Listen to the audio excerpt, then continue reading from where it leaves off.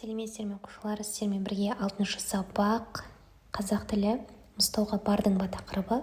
Бірінші тапсырмада сөздікке сүйеніп сөздіктерді орыс тіліне аудару керек.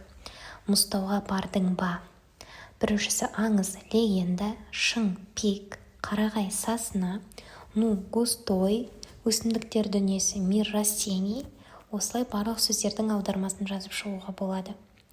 Келесі мына сұрақтарға жауап беріп, дәлелде, яғни бізге доказать ету керек.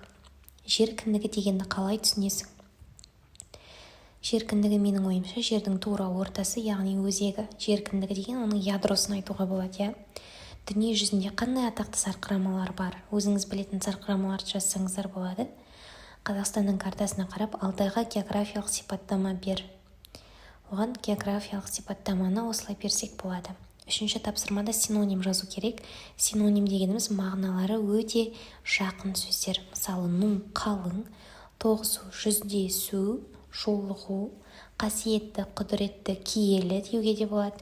Шипалы, пайдалы, ем деуге болады.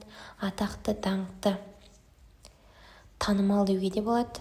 Ғажап, керемет, тамаша, жақсы деуге де болады. Ежелгі, ескі, бұрынғы, баяғыда деуге болады.